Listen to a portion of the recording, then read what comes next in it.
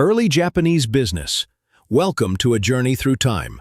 A journey that drifts across the islands of Japan, where the story of business and commerce is not just about money or profit, but about rice, about villages, about traditions, and about people who quietly shaped an entire nation. Tonight, we are not racing through history. We are moving gently, step by step. So, close your eyes. Let the rhythm of the words carry you like waves, and imagine yourself in ancient Japan, the land before business. Long before tall buildings, long before the neon lights of Tokyo, Japan was a land of rice paddies, of fishermen, of mountains and rivers. The earliest form of business here was not factories or companies, but simple exchange. A fisherman might bring his catch and trade it with a farmer for bundles of rice. Villagers would swap cloth for tools or salt for vegetables. It was not called business, it was survival. And yet, in these quiet trades, the seeds of Japanese commerce were planted. Rice, the first currency. In Japan's earliest history, rice was more than food. It was wealth, it was power, it was currency. A lord's strength was measured by how much rice his land could produce. Taxes were paid in rice. Workers were rewarded with rice. Entire families depended on the harvest. Merchants, those who handled rice, slowly became important, even though society placed them at the bottom of the social ladder. It is an irony that will repeat throughout Japanese history. Merchants, considered low in status, but quietly holding great influence. Ancient marketplaces. Picture a village square. The year is many centuries ago. The air smells of cooked fish and wood smoke. Farmers lay out their goods on woven mats. A potter displays simple clay jars. A woman offers dyed cloth. People gather slowly, exchanging bows and speaking in polite voices. Business, in its earliest Japanese form, was not loud. It was not rushed. It was ritualistic, careful, almost like a dance. Every exchange carried respect. Every trade was built on trust. The spirit of community. In early Japanese villages, business was never separate from community. A trade was not just about taking. It was about giving. It was about balance. If a farmer sold too much rice to one family, he might quietly give a little extra to another family in need. This was not written down in ledgers. It was written in memory, in relationships. To do business was to belong, and to belong was to survive. Gentle transition to the next age. These were the roots, the very beginnings of Japanese commerce. No skyscrapers, no stock markets, just rice, tools, cloth, fish, simple goods, simple trades. But in time, Japan would change. Powerful clans would rise. The samurai would dominate society, and merchants, those quiet traders, would find themselves pushed to the lowest rank, even as they quietly gained wealth.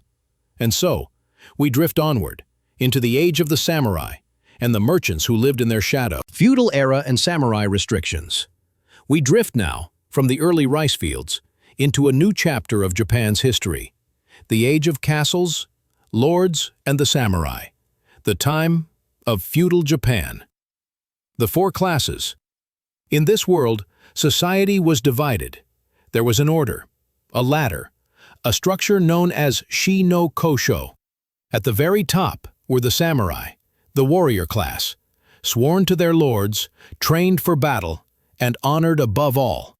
Below them were the farmers, those who grew rice, those who fed the nation. They were respected because rice was life. After the farmers came the artisans, craftsmen who shaped wood, metal, and clay, makers of tools, builders of homes, creators of beauty. And at the very bottom were the merchants, the traders, those who bought and sold but did not produce. Society called them unimportant, even greedy, and yet, behind the quiet doors of their shops, these merchants were beginning to weave the threads of power. Samurai and money. The samurai carried swords, but they did not carry money. To live, they depended on stipends of rice given by their lords. They did not farm. They did not trade, they fought. And so, when they needed goods, they turned to the merchants. A samurai might pawn his sword's fittings to pay for clothes. He might borrow coins against the rice stipend promised to him. And so, though society said merchants were low, in truth, the samurai often relied on them. The quiet growth of the merchant class. Imagine a small shop in a castle town. The sign outside, painted in careful brush strokes. Inside, a merchant sits quietly. He bows to the samurai who enters. He offers fine fabric, a lacquered box, or imported sake. The samurai leaves with dignity, but the merchant has made a profit. And slowly, coin by coin, the merchants grow wealthier. They could not show it openly. They lived modestly, but behind the curtains of their storehouses. Silver and copper coins began to pile up. Restrictions on merchants. The rulers knew this, they feared it, and so laws were made to keep merchants down. Merchants could not ride horses.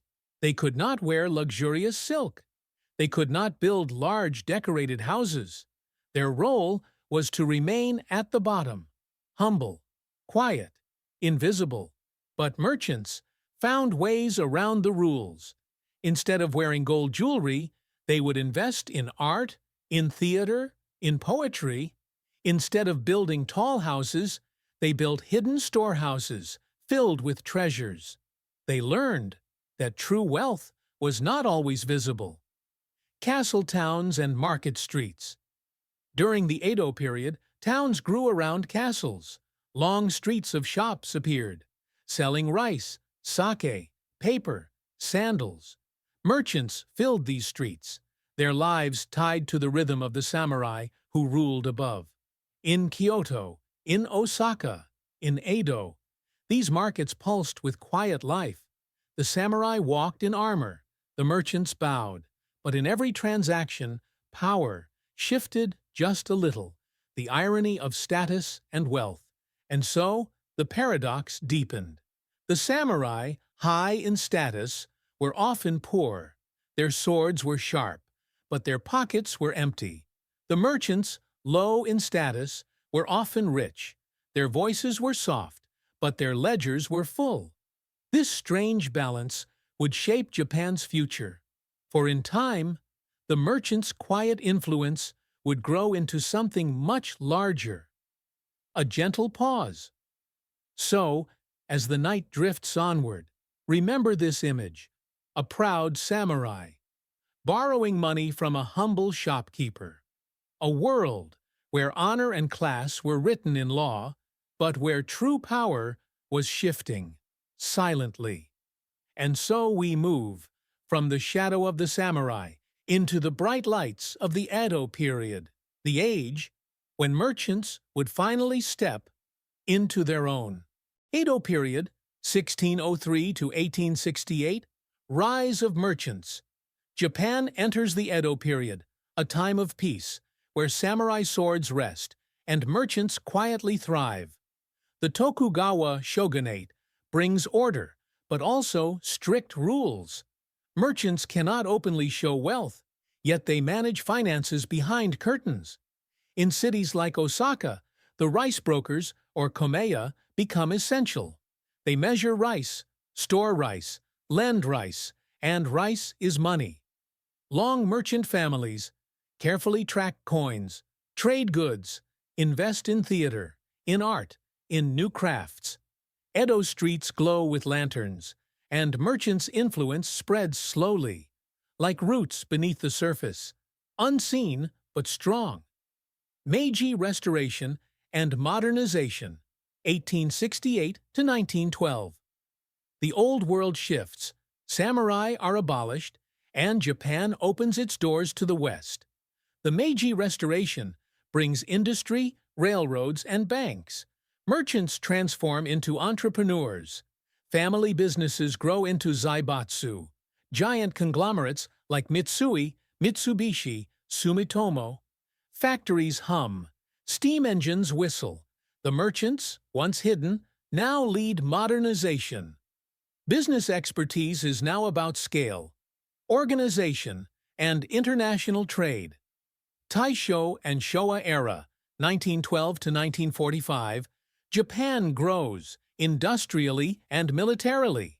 Companies expand into textiles, shipbuilding, chemicals, and technology. Entrepreneurs learn how to balance risk and reward, how to manage workers, and how to navigate government regulations. During wartime, production focuses on military needs, yet business networks formed here survive and thrive afterward. The lessons of efficiency, supply chains, and loyalty are absorbed by post-war leaders. Post-war economic miracle, 1945 to 1970s. After World War II, Japan lies in ruins, but entrepreneurs emerge like seeds in fertile soil. Toyota, Sony, Panasonic, Honda start small, innovate, and export quality. Kaizen, continuous improvement, becomes a philosophy. Employees work together, companies build trust, and Japan rises to become the world's second-largest economy. Business expertise is now systematic, data-driven, and culturally ingrained. Bubble economy and collapse, 1980s to 1990s. In the 1980s, Japan reaches its peak. Real estate prices soar, stock markets climb, companies chase global recognition, and CEOs become stars.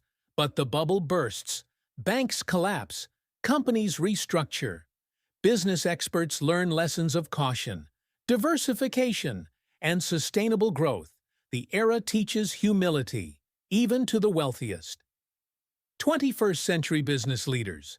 The new millennium brings technology, startups, global trade.